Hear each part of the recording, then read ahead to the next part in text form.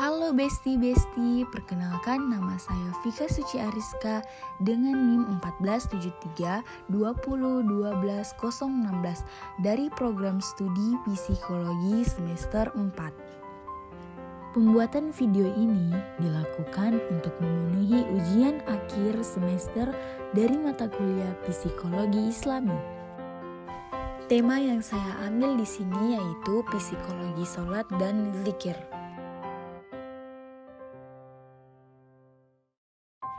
Pengertian psikologi sholat. Dalam pemaknaannya, psikologi sholat merupakan suatu aktivitas jiwa. Menurut keilmuan psikologi transpersonal, hal itu didasarkan oleh pengertian bahwasanya sholat merupakan kondisi penyatuan antara jiwa dan Tuhan melalui jalan spiritual yang secara hakikat bisa dilakukan dengan gerakan maupun pemaknaan dari dalam memandang alam semesta, di mana jika kondisi tersebut maksimal dilakukan maka akan timbul kejernihan jiwa akibat dari tercapainya taraf kesadaran yang lebih tinggi. Hal tersebut tidak terlepas dari unsur dalam sholat. Selanjutnya, sholat merupakan suatu aktivitas jiwa yang termasuk dalam kajian ilmu psikologi interpersonal, karena sholat adalah proses perjalanan spiritual yang penuh makna yang dilakukan seorang manusia untuk menemui Tuhan semesta alam. Nah, sholat dapat menjernihkan jiwa dan mengangkat orang yang menunaikannya untuk mencapai taraf kesadaran yang lebih tinggi dan pengalaman puncak spiritualitasnya. Selanjutnya, sholat adalah salah satu cara mengembalikan kesadaran ini dengan perjalanan mi'raj, yaitu menuju kepada ketinggian ilahi yang luas, sehingga kesadaran rohani kembali pada kedudukannya sebagai duta ilahi atau khalifatullah yang membawa pesan-pesan ilahiyah. Yang menjadi pengendali adalah jiwa yang berserah kepada Allah, jiwa yang tercerahkan, dan jiwa yang tidak terjangkau oleh pikiran negatif maupun perasaan yang gelisah, karena jiwa berada di atas wilayah itu semua. Baik, yang selanjutnya ada 5 aspek yang terjadi pada saat sholat. Yang pertama ada doa atau meditasi. Sholat memiliki kemampuan untuk mengurangi kecemasan karena ia merupakan meditasi tertinggi dalam Islam. Yang kedua ada relaksasi. Gerakan sholat merupakan sebuah proses relaksasi yang akan menjadikan kita sehat. Yang ketiga ada autosugesti. Bacaan-bacaan dalam sholat bisa memunculkan atau sugesti yang membuat kita selalu berpandangan positif terhadap permasalahan yang dihadapi. Yang keempat ada group terapi. Ketika melakukan suatu ibadah, maka akan merasakan efek positif. Yang kelima ada hidroterapi yang dilakukan ketika berwudu atau mandi junub. Selanjutnya ada psikologi dalam kajian keislaman. Kalau kita kembali ke sejarah masa lalu, terdapat beberapa pendekatan dalam memahami jiwa manusia.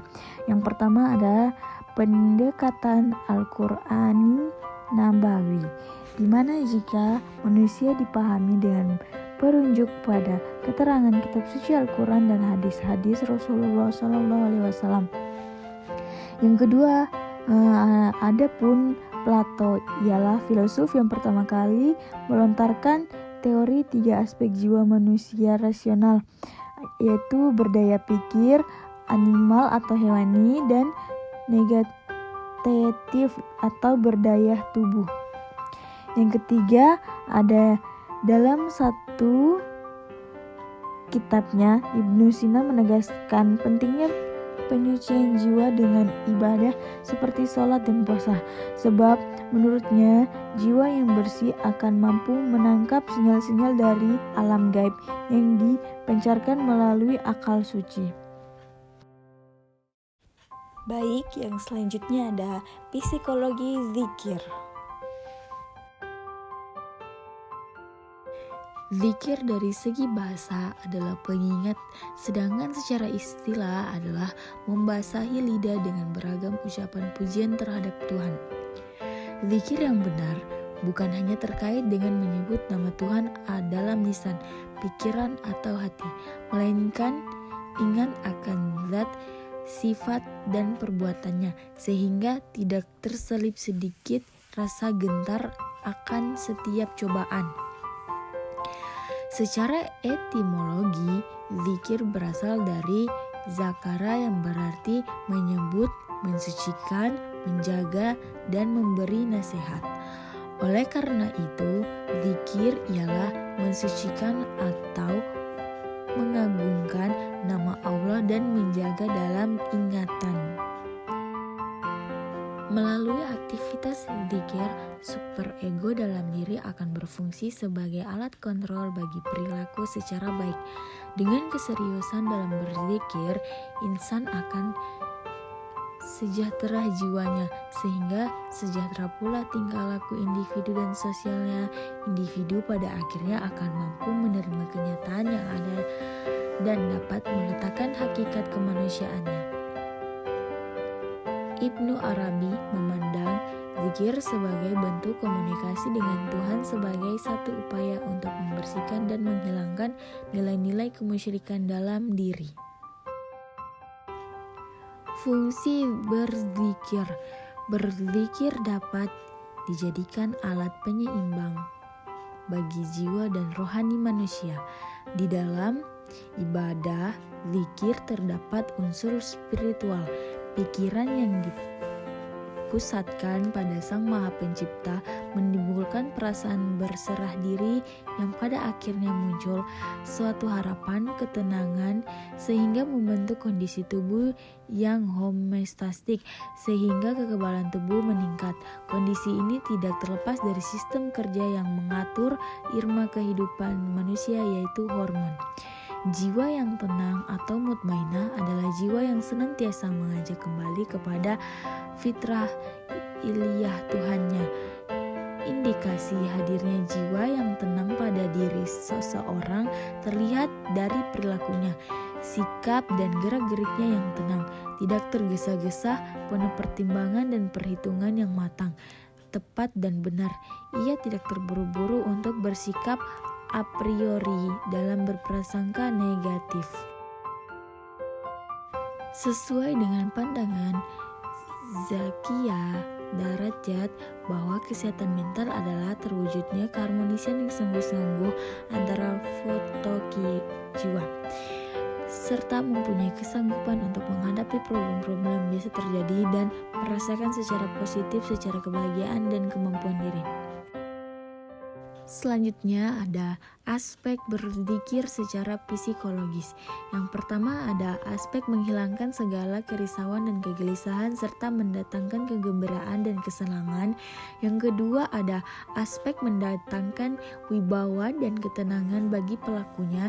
Yang ketiga ada aspek mengilhamkan kebenaran dan sikap istiqomah dalam setiap urusan. Yang keempat ada aspek mendatangkan suatu yang paling mulia dan paling agung, yang dengan itu kalbu manusia menjadi hidup seperti hidupnya tanaman karena hujan.